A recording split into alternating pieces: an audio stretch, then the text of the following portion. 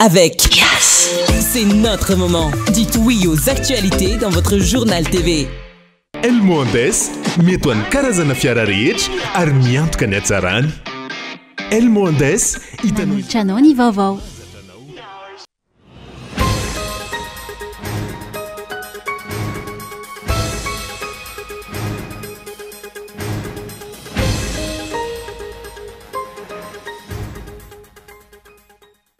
Araka ny tatitra vonjimaiky navoaka ny teo anivon'ny BNGRC ny tolakandro teo, miisa telo ny olona namonjeny vokatry ny fandalovana ilay rivo-doza ty Keledy. Mahatratra 770 kosa ny olona trabona ary habetsaka ireo tranondrava sy todradrano.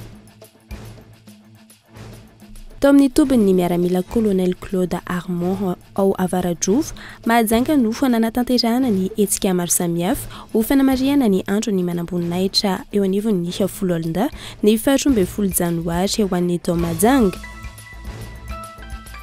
Eo amin'ny maresaka iraisam-pirenena kosa indray na eo aza ny ezaka ataon'ireo mpamonjy anarivony maro amin'ny famonoana ny afo mbola tsy voafehy fa mbola miparitaka hatrany ny afo ao Los Angeles amin'izao fotoana izao tafakatra 12 ireo olona namonjeny ao California ary 2 sy 1 alina ireo fotodrafitrasa simba ary velaran-tany manodidina ny 5 sy 1 alina no fantatra fa mahay tanteraka ny andindindreo avy hatrany.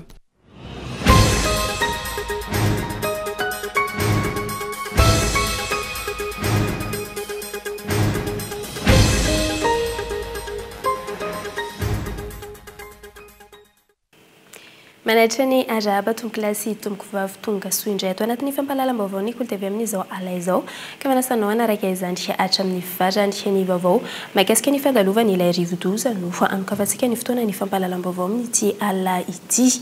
Araka ny tatitra vonjimaiky navoaka ny teo anivon'ny BNGRC ny tolakandro teo, miisa telo ny olona namonjeny vokatry ny fandalovana ilay rivo-doza ty Keledy mahatratra amin'ny 770 kosa ireo olona trabona ary betsaka ireo tranondrava sy adibodrano fanadihadiana hoentiny gaeto andray tsy lavoetra.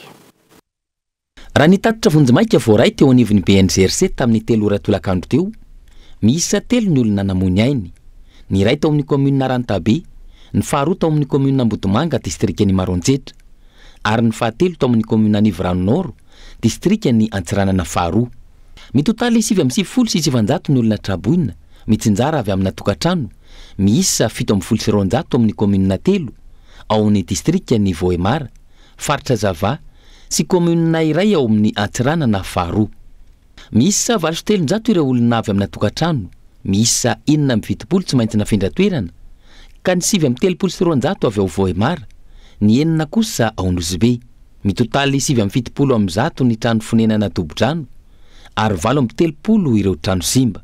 Tapaka ny lalana amin'ny fokotany Manambery, commune Napondra distrik'ny Voemara, vokatry ny fiakaran'ny rano. Nisy fatapana ihany koa ny lalam-pirenena fahaenina noho ny fianjerany azo. Ahina mafy io fiakaran'ny rano io ho an'ny faritra rehetra ka tokony samy hitandrina ny tsirairay avy. Zava-dehibe ny atao hoe amalona, tokony ho mailo ny rehetrarehetra satria mety hisy ny fiakaran'ny rano tampoka. Indrindra ny avy any ambony izay tsy hitan'ny olona dia variana ny olona aty ambany dia izay no antony anaovana an'izay hafatra izay.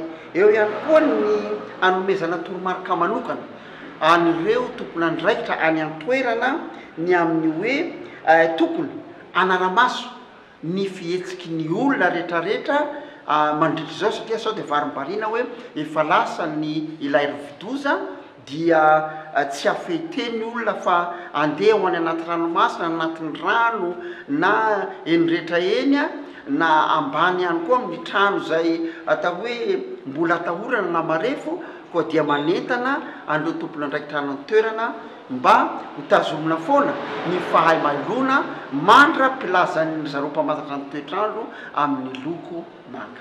Raha ny vaovao avy amin'ny foibe famantarana ny toetry ny andro tamin'ny 3 ora tolakandro teo, tany amin'ny 320 sy 200 kilometatra avaratry Besalampo no nisy ny foibe ny Keledy, 70 kilometatra isan'ora ny rivotra miaraka aminy, arahina tafiditra 520 kilometatra isan'ora manakaiky ny foibeny.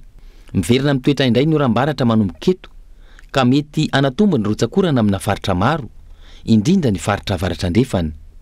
Ikorotana hatrany ny toetry ny andro an-dranomasina any amin'ny morontsiraka avaratra sy afovoany andrefany.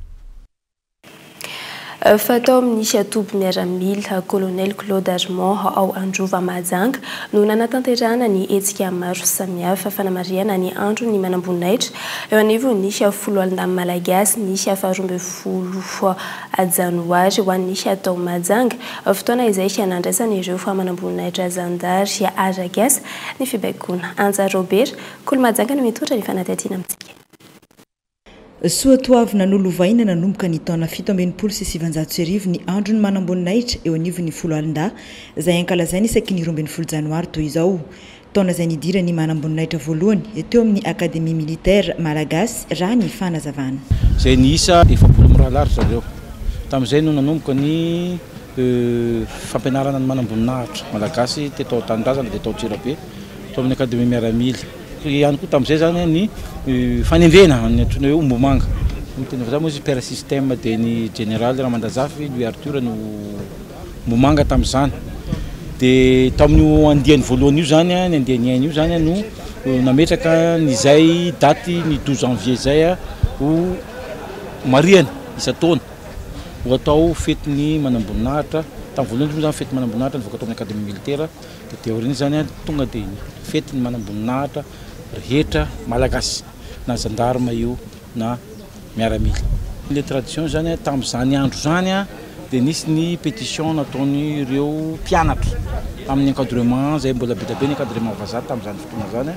Nisy ny fanatsarana ezaka fanatsarana tao amin'ny sekoly dia zay no natonga ny tradition sariny ilay izy zany sariny amin'le tradition zay natao deondrone zay zany dia lizandre no asena teny amin'ireny tradition zay nataonay teo ireny. Manamboninahitra zandriny indrindra araka izany no mandray ny fibaikona ho an'ny teto Mahajanga dia andiany 530 no nandray izany. Tao anatin'izay ny fananganan-tsaina, ny azakazaka sy ny fanatanjahantena fa indrindra ny fanolorana ny oa traditionnel ho an'ireo zoky ny arakasa. Lafim-baovao hafa kosa indray tsy misy afa-tsy nisy fanomezana tosika ireo tantsaha malagasy irery antsy ny vahaolana tokana hafahana mampifanaraka ny vidim-bary amin'nisy hafa famividin'ny malagasy hoy ireo olom-pirenena naneho ny heviny tamin'ny tsisy androany itsisy ny fepetra noraisiny nisy fanjakana ankehitriny izay hampitina ny vidim-bary hatrany amin'nisy 570 ariary ny iraika apoka ao anatin'ny nisy iray volana izay fepetra raisina izay amotika tanteraka ireo tantsaha malagasy raha ny chef fanazavana Daniela Minorsono mitondra ny fanadihadiana amintsika. Tsy tokony hanome lanja ny fanafarana fa hifantoka bebe kokoa amin'ny fampiroboroboana ny famokarana anatin'ny mpitondra fanjakana ankehitriny ahafahana mampitombo ny vokatra hifanaraka amin'ny fahefamividy ny malagasy ho ireo olom-pirenena naneho ny heviny tamin'ity androany ity. Ny ankamaroan'ireo tantsaha malagasy izay sika mbola miaina amin'ireo fitaovana nentim-paharazana ny ankamaroany sakana tsy ahafahana mampitombo ny vokatra raha ny fanazavana. Manampitrotraka ihany koa ny faratsiany lalana izay isany mampalantsatra ny famoaham-bokatra ka mampitombo ny volam-voaka amin'ireo tantsaha. Mila tosika ireo tantsaha ireo indrindra amin'ny resaka tosika aloha voalohany indrindra eo amin'ny ara-pitaovana ara-teknika ihany koa satria ny olona moa arak'izay hoe efa zatra maha izy azy taloha izy dia tsy fantany fa efa mila fivoarana ny fambolena ao anatin'izay tahaka ny hitako any amin'ny faritra misy anay ihany dia mbola maro no ohatrany hoe mbola miaina amin'ny fambolena traditionnel zany dia ilaina atosika ara-teknika ireny zany mba hivoatra kokoa ny resaka vokatra ao anatin'izay. Faharoa manarakaraka an'izany resaka eo amin'ny resaka fotodrafitrasa momba ny fambolena olana any aminay ihany zany resaka fotodrafitrasa io za mino fa raha io resaka canalisation sy ny fanarenana ny canal io ny voariny zay ohatra tompon'andraikitra mpitondra zany dia mino aho fa tsisy olana mihitsy ny ahafahan'ny olona mamokatra fa zay zany hoe raha tiana ny ampivoatra ny toekarena atoseho ireo tantsaha ireo fa tena ilaina ny manosika andreo. Fahalafosan'ny zezika eny fa na dia atao hoe ny zezim-pakona ny atao hoe ny zezika tsy mampanina tena zany zezika tainombo sy ny zezika taikosoa amin'izao efa lafo atao hoe roa alina ny ray sarety amin'izao za zao tena manomboka mba mianatranatra fambolena ihany koa dia hitako hoe any zany ny tsara jeren'ny atao hoe ny ministera angamba zany ve ministera ny fambolena na loatra zany surtout ny engrais chimique ihany koa tepoka maro raiky izany no mila tsaraina sy mila renina raha iroso amin'ny fampitomboana ny tany vokabazy ny mpitondra fanjakana ankehitriny. Ankoatra ireo voalaza ireo, tokony isy ihany koa ny fanajariana tany vaovao mba ahafahan'ny ireo mpisehatra mamboly. Eo ihany koa ny fijerena manokana ny tsy fandriampahalimana izay isany mampitsoaka andadrana ireo mpamboly findramonina aty an-drenivohitra. Hatreto aloha ny zava-misy, mbola lavitra ny ezaka ahafahana mampitombo ny tany vokabary eto amintsika sy mampiena ny vidiny vary ny an-tsena manoloana ireo olana maro lafy, mbola sidreny ny ankamaroany ny tantsaha ankehitriny. Ny fampitomboana ny vokatra izay tsy miankina amin'ireo tantsaha fotsiny ihany fa mila tohan'ny fanjakana indrindra raha ny fanazavana trany. Lafim-baovao hafa kosa indray amafy nisy fiatrehana nisy fiainan-tokantrano amin'izao fotoana izao, indrindra manoloana nisy fiakarana nisy vidim-piainana ankehitriny. Ohatra fa renim-pianakaviana nanaovana fanadihadiana androany ny fidiram-bola ankehitriny izay tsy maharaka intsony ireo filana isan-karazany ao an-tokantrano antony anaovana antsoavo amin'ny tokony hijerena akaiky ny mahakasika ny sosialim-bahoaka fanadihadiana. Tsy maharaka ny filana ao an-tokantrano sy izay adidy tsy maintsy hatrehana intsony amin'izao fotoana ny fidiram-bola ny isa-tokantrano manoloana ny fiakarany vidim-piainana ankehitriny raha ny fanadihadiana natao. Mafy tena mafy ny fihetsehana an'ilay fiainana amin'izao na ny famelomana ankizy na vidim-piainana raha tena fa miakatra kapoaka ny sakafo, miakatra kapoaka ny vidim-bary, pepena rehetra miakatra daholo zao amin'izao. Tena mafy aminay mihitsy izany zao ilay fitadiavana ny sakafona ankizy rehetrarehetra fiainana izany mafy daholo. Fidiram-bola aloha tsy dia ampy satria ianao na miasa ary ianao zany na olon-droa ary miasa izany dia mbola hitanao ilay tsy fahampiana foana ao anatin'ny tokantrano dia tsy maintsy miafy foana izany ianao amin'ny fiainana. Nenay zao raha isan'andro ny sakafonay zao zany enakapoaka isan'andro sakafonay, ny varinay zany enakapoaka isan'andro. Nefa raha enakapoaka izany zao nenay fa mahatratra 100 mahery ny kapoaka ny vary, 100 arakarak'ilay sakafonao zany dia tsy maintsy manena vidim-piainana zany ianao zany amin'izao ahena indray fatsatsakafo. Asa hoe mijaly zany ilay ankizy amin'ilay fatsatsakafo tsy mihinana normal atro fa mihena ilay fatsatsakafo mihinan'ny ankizy. Ny laoka moa rehefa mihinana izany ianao na ranontsira fa valo no tena zava-dehibe. Aleo mihinam-bary tsy izay mihinan-daoka. Izay zany no tena zava-misy. Vokatra izay fiakarany vidim-piainana izay, ankoatra ireo mivary lavo, lasa mirona amin'ny fanaovana asa ratsy toy ny fanendana sy ny sisany ankamaroany tanora tsy anasa amin'izao fotoana. Tranga izay tokony hampandintena ny fitondram-panjakana ankehitriny ka hijereny aingana ny sosialim-bahoaka. Tsy fandriampahalemana aloha hoe ty aminay tena mateti-piavy mivaky trano, alatsalatra madinidinika ty aminay misy. Tena fa tsy dia normal mihitsy. Ny ahafantarako an'izy zao eo amin'ilay vidim-piainana miakatra dia fiainana sarotra izay mahatonga an'ilay olona lasa mivalina amin'ilay fangalarana kely, manao alala-botsy kely, ohatr'izay. Izay fahafantarako azy. Tsisy asa koa moa etsy an-daniny. Vidim-piainana mihitsy zany tokony mba hoe jerena manokana zany ilay resaka vidim-piainana eo amin'ny sosialim-bahoaka mihitsy zany jerena manokana izy tena mafy nge zao fiainana amin'izao. Mamelona zaza amin'izao ianao tena sarotratra vao miakatra roa sy telo zanakao dia tena sarotra ny fiainana. Tena sarotra fa tena tsindrinay zany eo amin'ilay vidim-piainana zany tena. Ankoatra ny fironan'ny tanora anatina asa ratsy, miamitombo ihany koa ireo tanora indrindra fa ny ankizy vavy manambady loloatra amin'izao fotoana. Antony maro amin'izy ireny no mahatsara ho vesatra ho an'ny ray aman-dreny, antony mandrisika azy ireo hiala ao an-tokantrano raha ny teny anivo ny fiarahamonina trany. Dia izay lafim-baovao izay tompon-kilasy tompoko vavy no entsika misento kely ato anatin' ireto dokavarotra ireto aoriana izay no hiditra amin'ny tapany faharoa amin'ny fampahalalam-baovao isika. Tahoary.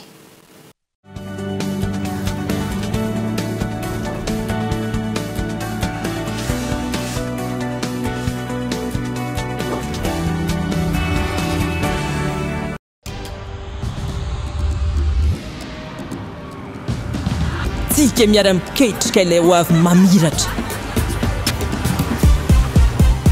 Miara-manoriny, mamoriny, tsy hijanona tsony. Satria efa hainao fa tsika tanora no tompony. Ndao ifandray hitady inspiraka vaovao hanoratra ilay pejy vaovao mety amintsika. Afaka mamoriny, maneho ny maizy atsika. Efa aty amintsika zao ny baolina. Tsisy anakantsika satria isika iray mifandray miara-manokatra lalana vaovao ka tonga ilay fotoana zao dia zao ndao falery Thelma miova o Yes.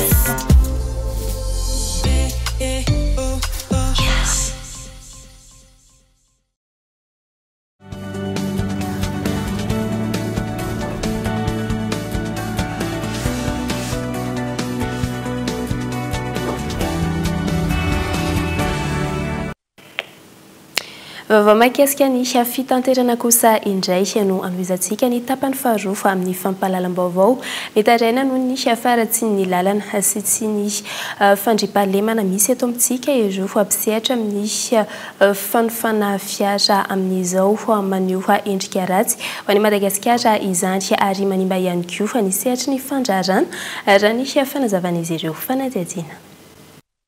Tahaka ireo sehatra samihafa mitaraina vokatry ny tsy fandriampahalemana sy ny faratsy ny lalana ihany koa ireo misehatra amin'ny voiture de location eto amintsika miteraka fatiantoka goavana izany indrindra amin'izao fotoana misy orana izao raha tsy ilaza afa-tsy ny fividianana pièce izay tsy mitsaha miakatra ny vidiny. Lalana tena ratsy ny pièce tena lafo surtout zay mampiasa V8 mampiasa Fortuner manana fiara raitra be tabe izahay indoko ngamba fa tsy arary na vidina plaquette ray fotsiny ary tsy maintsy afarana ny ampitan-dranomasina dia mba mangataka fitondram-panjakana zany mba hijery manokana ny lalam-pirenena rehetrarehetra eto Madagasikara sans exception tsy hanavahana mihitsiny fa mba mangataka tompoko monsieur le président mba hijery manokana lalam-pirenena fa io ny lalandra mamelona ny Madagasikara sy mba image ny Madagasikara amin'ny olona avy any ampitan-dranomasina indrindrindrindra. Ankoatra ny fahaizana sy ny fahasondalana amily isan'ny takina amin'ireo mpisehatra amin'ny voiture de location ny fanajana fotoana fahaizana amin'ny fanerasera manolona fahaizana mifehy ireo lalana misy eto amintsika ny fifandraisana tsy tapaka amin'ny mpitandro filaminana ny fahaizana miteny vahiny sy ny maro hafa miankina amin'ny fangatahany mpanjifa kosa ny fanarahana amin'ny vola tsy maintsy alohany amin'ireo karazana tolotra samihafa. Misy ny atao hoe transfert sady hoe manatitra olona amin'ny toerana ray tonga amin'ny toerana anankiray. Misy ny location journalier, misy ny VIP, misy ny événementiel. Arakaraky ny zavatra tadiavin'ny mpanjifa no hanomezana ny tolotra. Misy koa nefa amin'ny aratsy ny lalana eto Madagasikara, misy ny off-road. Zady hoe manana fiara manokantsika afaka mandeha misehatra amin'ny lalana ratsy eto Madagasikara. Io samy manana ny tarifany satria tsy mitovy lalana tsara sy lalana ratsy. Dia arakaraka ny fifampiresahana amin'ny agence sy ny client no ahafahana mahita ny tarif fa mpiankina le izy na ny saison rehefa avy ny orana hafa ny tarifatsika efa tsara ny lalana tomobila tsotra na alefatsika. Androany nomendra amin'ny fiofanana na mafisana traikefananana ireo mpisehatra rehetra mivondrona amina agence tandona ny anana mpamily mahafetsara ny asany miaro ireo mpanjifa ary koa manome fahafapo azy ireo.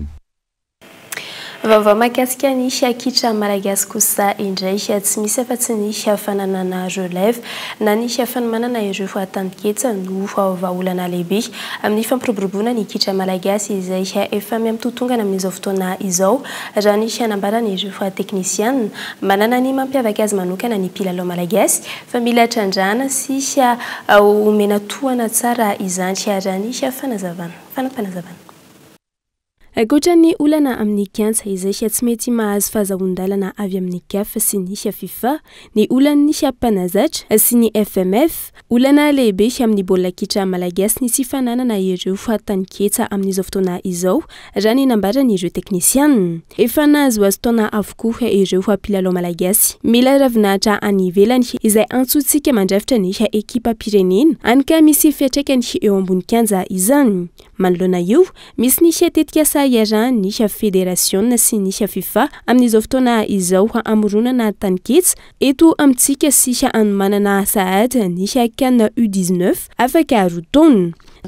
Misy projet miaraka amin'ny FIFA zay ranona amin'ny fédération zany TDS ny anarana izy io any Tuliara misy zany manodidina ny Tuliara fa efa misy karazana akademia kely zany mbola présélectionné le bande kely dia ao Antsirabe zany zay zao amin'izao fotoana zao koa no mikarakara-ny Antananarivo sy Antananarivo sy Tamatavy ary Antsirabe sy ny manodidina Manakary dia any Adego koa misy na Adego misy any Majunga sy Tuliara sy namana zany le bande reo zany mbola tsy tena izy reo fa eo amin'ny fitamaran'ireo bande kely reo eo manodidina ny 20 eo dia sélectionné le bande reo zany hoe lisy projet 2026 zany hoe canne 2026 zany hoe raha après 2 ans zany reo banque U15 am'izao 13-14 izy zao zany hoe après 2 ans izy a 15-16 zany hoe canne U17 no objectif de am'ireo banque kely reo ihany koa zany no akana an'le relève-tsika mba tsy am'izay zany tsika misy tronjaina be da be fa tsy hoe fa plafonné zany zalany ivelany de taraiky de lazaina fa nkotrany tsy mahay fa am'ireo bandroy zany anisan'ny jerena moramora de ho avy koa ny 20 ho avy ny 17 sy ny ohatrohatra zany de za zany mino fa andala-pikarakarana FM fa de sûr fa afaka roa taona raha ela indrindritsika de tsy jaly amin'ny resaka zuération ohatrany hoe hitady raha ny fanazavana tsy ny mpanazatra malagasy no tsy mahay raha milatsaka nisy avokatra momba nisy baolina kitra fa ireo mpilalao no efa nahazo taona mazaka ho mpanazatra nisy abarehan'ny Madagasikara tsara ny mpanazatra malagasy raha nisy fanazavana ary manana traikefa momba izany izy ireo mpanazatra manana fa tsy manana fa mbola andalam-pisafidianana moa zany ny ambony amin'izao fotoana zao hoe iza no atao de raha fijereviko azy vaovao farany de mbola anankidimy fa tsy fantatry izy am'ireo dimy ireo zany le izy firiny gasy misy vazavy satria samy nandefa ny CV an-daholo zany ry zareo tena mavita gasy satria exemple nge coach reo nge navita fa le banque efa plafonné de tsy afaka mamorona tsony zany satria zany efa nisy fa mba faniriko koa zany mba ho gasy ny tondreo fa tsy vazaha foana satria mba mena lanjany zany tsika am'le amin'ny mahagasy ny gasy navita coach reo de mba alao mba ho gasy raha mba mifaniriko isan'ny mahasimba ny kianja eo Mahamasina atrany ny fanaovana fampisehoana eo antoerana ho ireo fa teknisianina momba ny baolina kitra tokony andray fepetra manoloana izany ny fitondram-panjakana mba tsy isin'ny olana izay miverimberina. Lafa vaovao hafa kosa indray tonga ny fotoana tokony ampahafantarina ny afatra miafina amin'ilay zohy eny Ambohidro fa ilay miandry ilay zohy raha nanaovana fanadihadiana io toerana voalaza fa zohy io izay misy vato miendrika fasana ka isan'ny nanaitra ny maro efa 8 taona lasa izay fanampanazavana hoentin'ny Gaëtan Tretsilavory. Sorana ianao Andriamanitra satria velona kapa amin'izay zay ka todo soma tsara eto amin'izao toerana masina misy ny azo mpananao zao. Avy manatsika avy manoloana anao Andriamanitra renana zay loloavina tapolo nahary tongotra matanana. Salama tsy marovo say tonga eto amin'izao toerana masina eto amin'izao vohatra izao. Sorana ianao zany Andriamanitra satria ianao namia zany rehetra zany. Sorana ianao satria mbola nateny ny vavanay ary nampahiratinao masinay. Eto amin'ny toerana antsoina hoe Fovatobe Ampasamborona Ambohidro ao anatin'ny boriboritany fahenina Antananarivo renivohitra no ahitana ity trano manamorona ny vato miendrika fasana ity. Tsy fasana izy io raha ny fanazavana fa zohy ary misy 3 izany eto an-toerana. Nanomboka tany amin'ny taona 7 no efa nandeha ny feo ary nagaga ireo mpandalo nahita olona mipetraka atao. Raha toka olona 3 nita tany an-toerana tamin'izany fotoana efa nitombo isa izy ireo nandritra izay fotoana maro ny ipetrahana teto izay hoy ny mpiandry ny zohy. Izay tsy miasa tsisy mbola nefa zay manana le hoe tsisy vavatizy varo zy dada fa ny finoanao mahafonjy anao ary zay 8 taona nena teto zay mbola tsy nahandro fotsy zay satria nanampinoana ireo olona tonga eto reo tsy natsoko tany an-tranony fa netony fanahy reo etony fanahy izy de matotra hitako famatorany amin'ny fijery satria manana zay manana hery amin'ny fomba fijery manana hery amin'ny fomba fiteny manana hery amin'ny fomba fanondro zany hoe reo zany ny hery etiko miasa fa tsy hoe afitaovana fareo netiko de fa hitako masaka zareo de tonga matotra reto matotra mialamila matotra daholo zany reo eto amin'ity vohatra Fovatobe ity fa raha tsy matotra tsy tafiditra eto. Mpanidy sy mpamoha ireo zohy ireo amin'ny alalan'ny fahitana no andraikitra be manantany eto.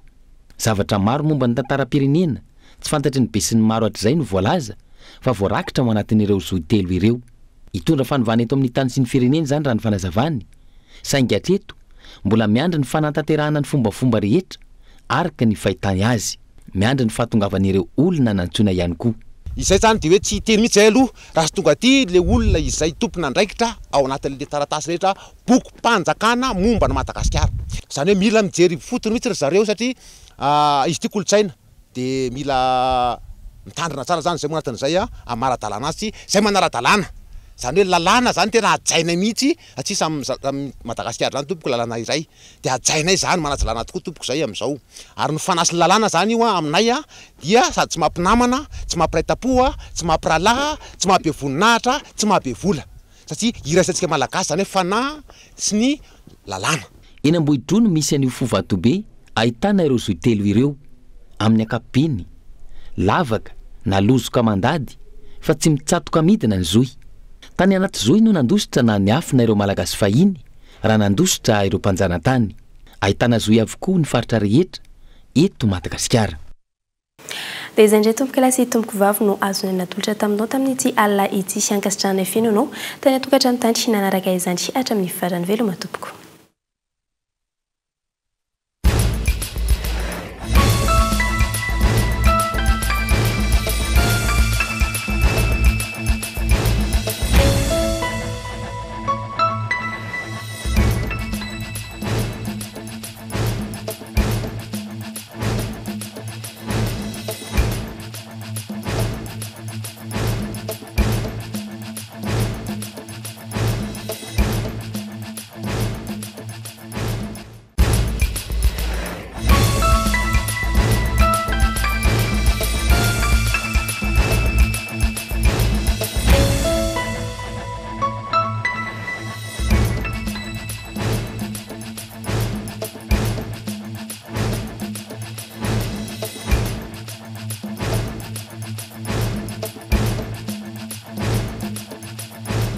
Elmondes mety ho an'ny karazana fiara rehetra ary miantoka ny hatsarany.